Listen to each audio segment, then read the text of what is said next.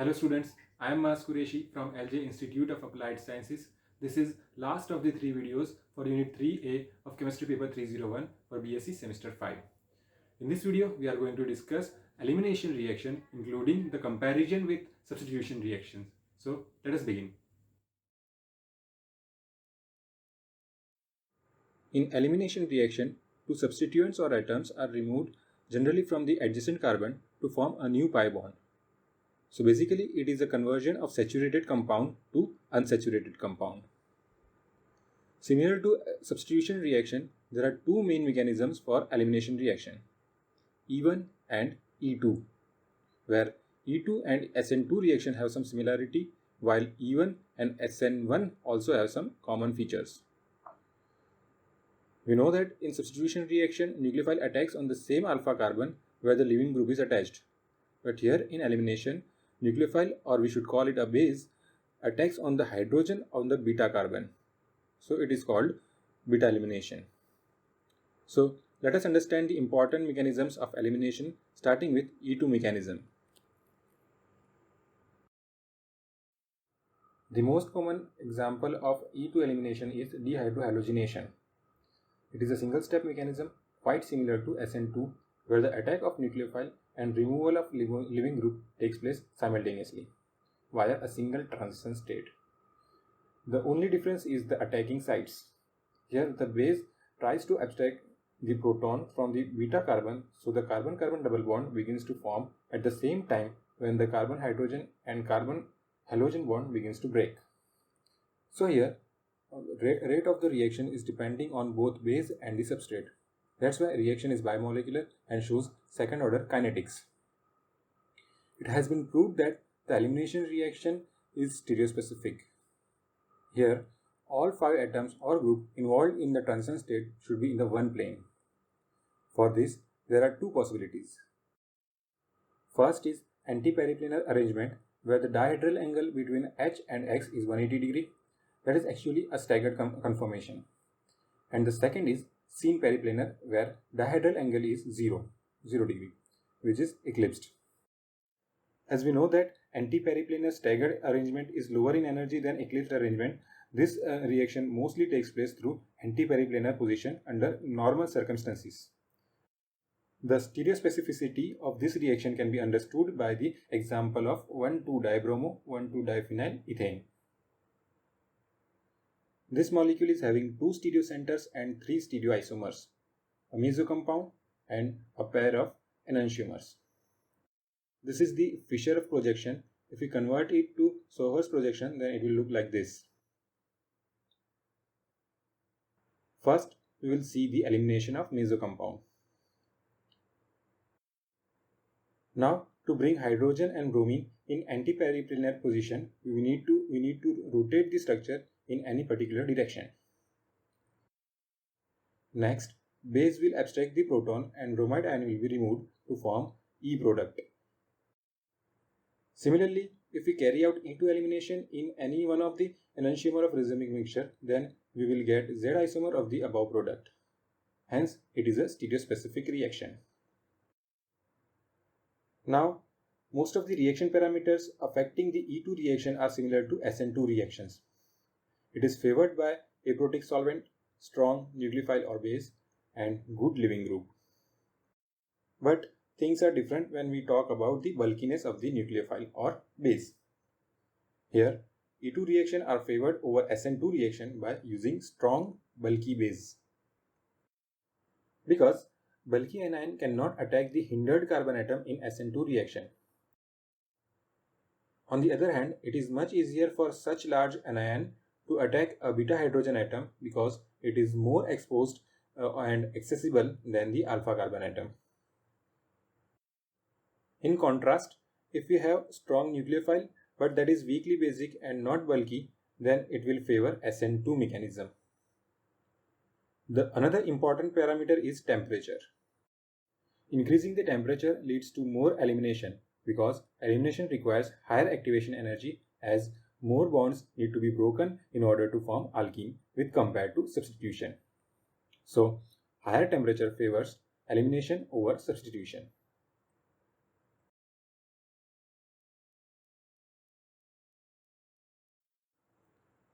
Next is E1 elimination. It is a unimolecular two-step reaction that is very much similar to SN1 reaction. In fact, the first step of both the mechanism is same, that is formation of carbocation by the removal of leaving group. The next step is proton abstraction by base from beta carbon to give unsaturated product. As the first step is slow and rate determining, the rate will only depend on step 1, in which only alkyl halide is involved. So rate is depending only on the concentration of substrate and shows first order kinetics. Here, the reaction does not require a particular geometry, as the intermediate can lose any of the protons available at adjacent carbon by following Sedgwick's rule. Now, let us discuss some stereochemical aspects of the reaction. Basically, it is a stereoselective reaction that predominantly gives E-alkene rather than Z-alkene.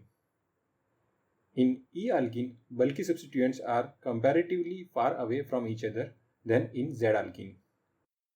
So, due to the steric reason, E-alkenes are lower in energy. It can be understood by following example. So, first step is simple removal of leaving group. Now here, carbon-carbon bond rotates to have bulky ethyl and phenyl groups on the opposite sides, that is favorable for less steric strain. And now the base will abstract the proton to give E isomer. If we take another stereoisomer of the reactant, then also the intermediate will manage to get bulky groups in opposite directions by rotation, and each time it will give E alkenes. So it is clear that E1 is stereoselective, but it is not stereospecific because each isomer of the reactant gives same product. Here we should remember that if there are more than one beta hydrogen, then removal of hydrogen takes place from highly substituted carbon according to Sedgwick's rule.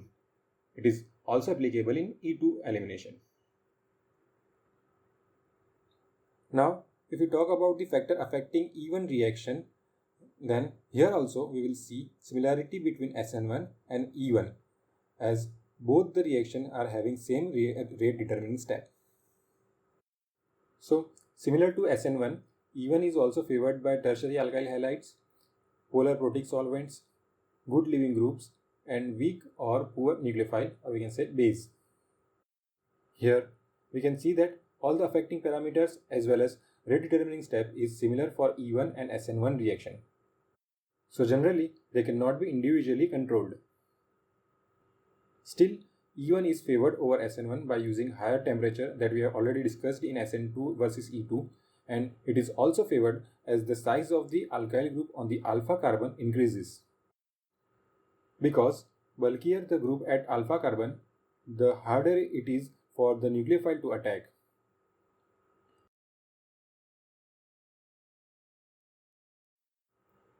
Now next important mechanism is E1CB, where CB stands for conjugate base. It is a different mechanism than E1 and E2.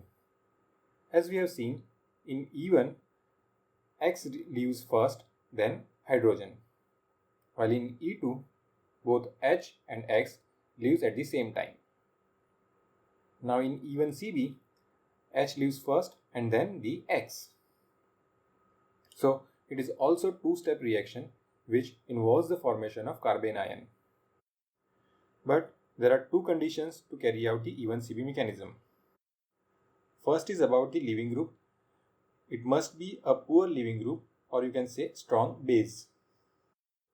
And second is the hydrogen at the beta carbon must be highly acidic to form stable carbene ion, which is generally stabilized by the presence of electron withdrawing groups or by resonance of aryl ring. So let's see the general mechanism. Here we have taken the poor leaving groups like fluoride, hydroxide, methoxide. If we take a good leaving group, then it would simply follow E1 or E2 mechanism. So here the leaving group is not eager to leave, and we have an acidic hydrogen at beta carbon thanks to the electron withdrawing groups. So first the base will rapidly abstract the proton to form an intermediate carbene ion. So it is a fast and generally a reversible step.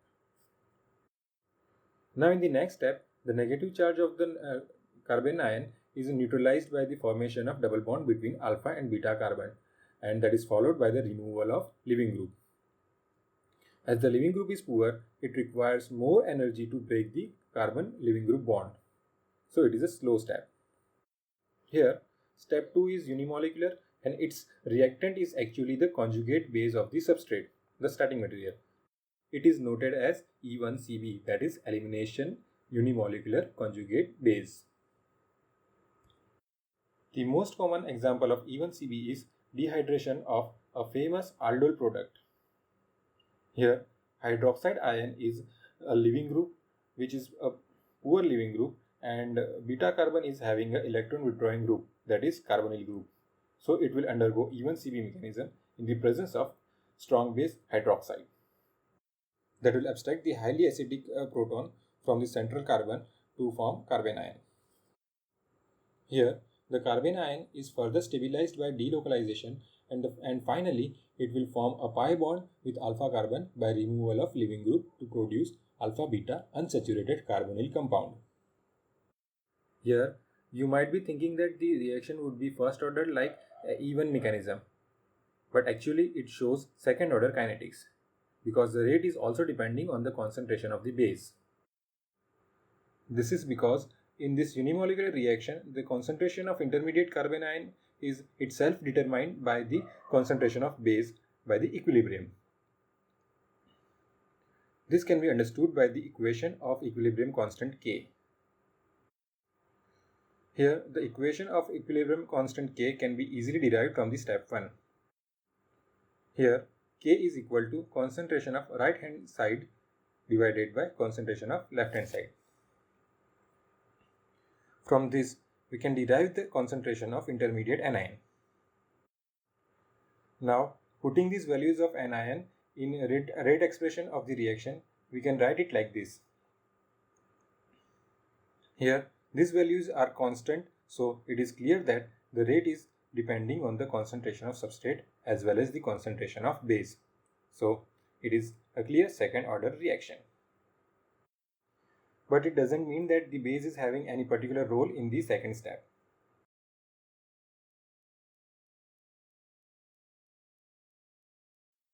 So, everything related to elimination reaction that is in the syllabus is covered in this video. And now, from all these eliminations and substitution reactions, one general question comes from this unit is to write a note on substitution versus elimination. So, in all these videos, I have explained all the mechanisms, characteristics and parameters affecting the substitution and elimination reactions. And in this video, we have also compared the specific elimination reactions with related substitution reactions. So you can simply make the table to compare both the reactions step by step. Here I have given the comparison of all major substitution elimination reactions, that is SN1, SN2, E1 and E2 in the terms of alkyl halide. Starting with primary alkyl halide, if strong nucleophile is used, then SN2 is preferred. If strong as well as bulky base is used, then it will favor E2 mechanism. Now, secondary alkyl halide is open for all the mechanisms. With strong base or nucleophiles and the aprotic solvent, it can undergo both or either of the SN2 and E2 mechanisms. With strong sterically hindered base, it can proceed favorably through E2 mechanism. And in protic solvents with a weak nucleophile or base, it may proceed by SN1 or E1, else it can give mixture of both SN1 and E1 products. And finally, tertiary halides with strong base and aprotic solvent prefers E2 mechanism. While with weak bases or nucleophile, it can give the mixture of products from SN1 and E2 reaction, or it may also undergo any of these two mechanisms depending on the other parameters like temperature and size of the nucleophile. So that's it. We are done with this unit.